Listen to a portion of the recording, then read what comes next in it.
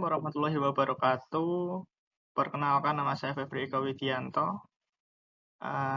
Selamat pagi, selamat siang, selamat sore, selamat malam, dimanapun Anda berada. Semoga Anda semua diberikan kesehatan dan kelancaran oleh Allah Subhanahu wa Ta'ala. Saya Febri Eka Widianto dengan teman-teman saya akan menerangkan apa itu struktur organisasi desa, bagaimana bentuknya secara umum, dan fungsi-fungsi apa saja yang berada di struktur organisasi desa tersebut. Sebelum kami menyampaikan materi, kami disclaimer dulu ya. Konten yang berada di video ini semata-mata hanya untuk pembelajaran saja dan tidak ada unsur pelecehan serta penghinaan dalam video ini. Apabila ada kesalahan dalam penyampaian, dapat dikoreksi di kolom komentar, karena kami juga masih dalam pembelajaran. Langsung saja ke materi, berikut struktur organisasi desa. Urut-urutannya adalah sebagai berikut. Kepala desa dibantu oleh sekretaris dan kasih-kasihnya untuk memberikan arahan kepada kepala dusun untuk melakukan pengelolaan keuangan desa atau pengelolaan desa itu sendiri agar sesuai dengan undang-undang yang dibuat. Selanjutnya, kepala desa. Kepala desa berkedudukan sebagai kepala pemerintahan desa yang memimpin penyelenggaraan pemerintah desa. Tugas kepala desa adalah sebagai berikut. Menyelenggarakan pemerintahan desa, melaksanakan pembangunan, pembinaan kemasyarakatan, dan pemberdayaan masyarakat. Pertama, menyelenggarakan pemerintahan desa, seperti tata praja pemerintahan, peraturan pemerintahan di desa, pembinaan masalah pertanahan, pembinaan ketentraman dan ketertiban, melakukan upaya perlindungan masyarakat, administrasi kependudukan, dan penataan dan pengolahan wilayah.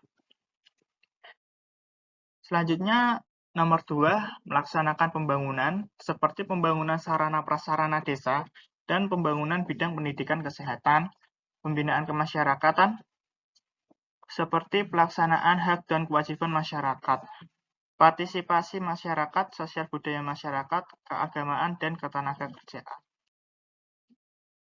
Selanjutnya yang nomor 3, pemberdayaan masyarakat seperti tugas sosialisasi dan motivasi masyarakat di bidang budaya, ekonomi, politik, lingkungan hidup, pemberdayaan keluarga, pemuda, olahraga, dan karang taruna. Selanjutnya ada nomor 4 dan 5, ini seharusnya nomor 5, menjaga hubungan kemitraan dengan lembaga masyarakat dan lembaga lainnya. Yang kelima, tugas lain sesuai dengan peraturan keundang-undangan. Selanjutnya ada sekretaris desa. Di sini sekretaris desa berkedudukan sebagai unsur pemimpin sekretaris desa. Sekretaris desa bertugas membantu kepala desa dalam bidang administrasi pemerintahan. Sekretaris desa mempunyai tugas membantu kepala desa dalam merencanakan operasionalisasi, memberi tugas, memberi petunjuk, mengatur, mengkoordinasi, mengevaluasi, dan melaporkan 9 penyelenggaraan tugas sekretariat dan bidang teknis. Meliputi urusan perencanaan dan pelaporan urusan keuangan, urusan administrasi umum, dan memberikan pelayanan administratif kepada kepala desa. Adapun sekretaris desa itu dibagi menjadi 3 secara umum ya. Kaur dan staf tata usaha dan umum, kaur dan staf keuangan, kaur dan staf perencanaannya.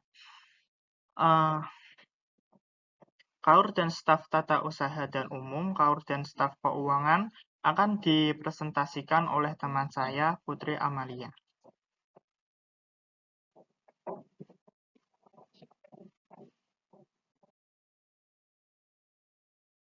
Di sini saya akan melanjutkan materi yang telah dijelaskan dari teman saya. Langsung saja ke materi. Kaur dan staf tata usaha dan umum. Pengertian dari kaur dan tata usaha adalah perangkat desa yang berkedudukan sebagai unsur sekretariat desa yang membidangi urusan ketatausahaan. Di sini saya akan menjelaskan tugas-tugas dari kaur umum dan staf tata usaha sebagai berikut. Yang pertama, melaksanakan pengadministrasian surat menyurat. Yang kedua, melaksanakan kearsipan dan penggandaan. Yang ketiga, melaksanakan kearsipan biodata pimpinan. dan Sekretariat DPRD. Yang keempat, menyiapkan laporan pelaksanaan kegiatan sebagian tata usaha. Dan yang terakhir yaitu melaksanakan tugas kedinasan lain yang diberikan oleh atasan sesuai dengan bidang tugasnya. Dan selanjutnya yaitu KAUR dan staf keuangan. KAUR dan staf keuangan adalah perangkat desa yang berkedudukan sebagai unsur staf sekretariat desa yang membidangi urusan keuangan desa. Tugas-tugasnya sebagai berikut. Yang pertama, menyusun perencanaan keperluan alat-alat tulis kantor dan menyusun petunjuk pelaksanaannya. Yang kedua, menyusun administrasi peralatan, perlengkapan, serta mengurus administrasi inventarisasi kekayaan negara. Yang ketiga, mengelola pembinaan dan pembukuan keuangan anggaran milik belajar rutin dan pembangunan. Yang keempat, melaksanakan pengkoordinasian, pengelolaan bukti-bukti kas, dan surat-surat berharga lainnya. Yang terakhir yaitu melaksanakan pengkoordinasian pembayaran gaji dan tunjangan. Dan materi selanjutnya akan diteruskan teman saya, Intan Aprilia. Ya. Di sini saya akan melanjutkan materi dari teman saya.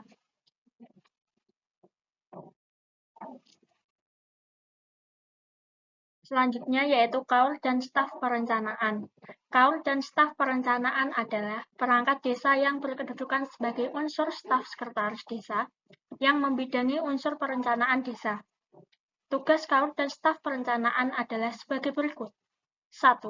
Menyusun rencana anggaran pendapatan dan belanja desa. 2. Menginventarisir data-data dalam rangka pembangunan. 3. Melakukan monitoring dan evaluasi program. 4. Menyusun laporan pelaksanaan kegiatan sesuai bidang tugasnya untuk mempertanggungjawabkan pelaksanaan APBDes. 5. Menyusun DPA, DPPA, dan DPAL sesuai bidang tugasnya. Selanjutnya yaitu KASI dan staf organisasi desa.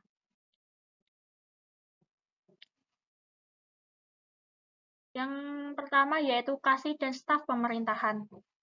Kepala Seksi Pemerintahan mempunyai tugas melaksanakan urusan pemerintahan umum, pemerintahan kelurahan, administrasi kependudukan, dan pembinaan politik dalam negeri.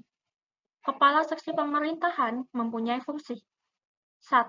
Melakukan pembinaan dan pengawasan tertib administrasi pemerintahan kelurahan. 2. Memberikan bimbingan, supervisi, fasilitas, dan konsultasi pelaksanaan administrasi kelurahan. 3. Membantu mempersiapkan bahan pembinaan dan pengawasan terhadap lurah. 4. Melakukan pembinaan dan pengawasan terhadap perangkat kelurahan. 5. Melakukan penyelenggaraan pemerintahan kelurahan di tingkat kecamatan. 6. Mengumpulkan, mensistemasikan, dan menganalisis data bidang pemerintahan dan sosial politik di kecamatan. 7. Mempersiapkan bahan-bahan kegiatan dalam rangka pembinaan imigrasi, urbanisasi, dan perpindahan penduduk. Yang kedelapan, melaksanakan pembinaan pelaksanaan administrasi kependudukan dan pencatatan sipil serta melaksanakan pembinaan administrasi kelurahan. 9. Melaksanakan tugas lain yang diberikan oleh camat sesuai bidang tugasnya. 10.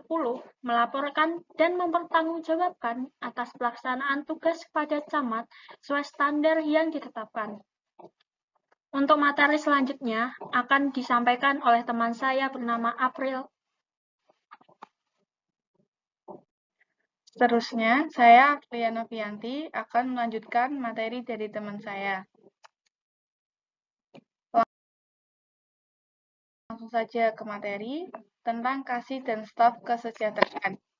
KASI kesejahteraan adalah perangkat desa yang berkedudukan sebagai salah satu unsur pelaksana teknis yang membantu kepala desa sebagai pelaksana tugas operasional.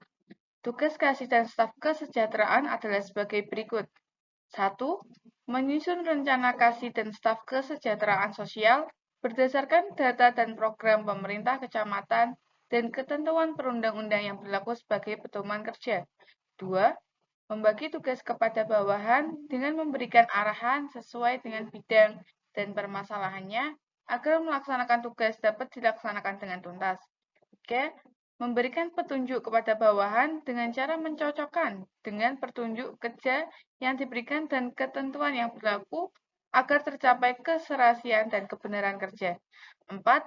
Menilai prestasi kerja bawahan berdasarkan hasil yang dicapai sebagai pertimbangan karir.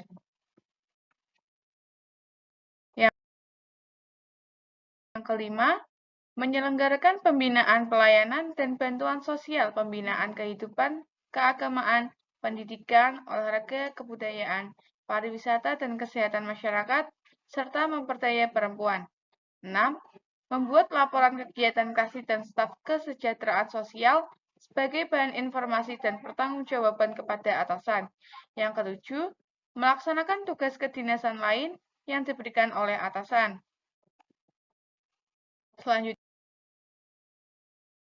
ada kasih dan staf pelayanan. Kasih pelayanan merupakan unsur pelaksana teknis yang membantu tugas kepala desa di bidang agama, pembinaan kemasyarakatan, dan kesejahteraan rakyat. Tugas kasih dan staf pelayanan adalah sebagai berikut. Melakukan penyuluhan dan motivasi tentang pelaksanaan hak dan kewajiban masyarakat. Meningkatkan upaya partisipasi masyarakat, pelestarian nilai sosial, budaya, agama, dan ketenagakerjaan masyarakat. Melakukan tindakan yang mengakibatkan pengeluaran atas beban anggaran belanja sesuai bidang tugasnya. Melaksanakan anggaran kegiatan sesuai bidang tugasnya. Menyusun laporan pelaksanaan kegiatan sesuai bidang tugasnya untuk pertanggungjawaban pelaksanaan APB desa. Selanjutnya, materi akan dibacakan oleh teman saya yang bernama Vina Naili Rosana.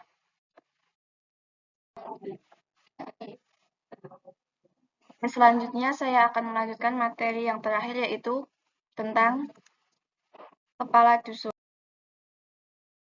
Kepala dusun adalah perangkat desa yang berkedudukan sebagai unsur satuan tugas kewilayahan yang bertugas membantu kepala desa dalam pelaksanaan tugasnya di wilayahnya. Kepala dusun memiliki tugas sebagai berikut. 1. Membina ketentraman dan ketertiban, melaksanakan upaya perlindungan masyarakat, mobilitas kependudukan, dan menata dan mengelola wilayah. 2. Mengawasi pelaksanaan pembangunan di wilayah kerjanya. 3. Pelaksanaan pembinaan kemasyarakatan dalam meningkatkan kemampuan dan kesadaran masyarakat dalam menjaga lingkungannya masing-masing.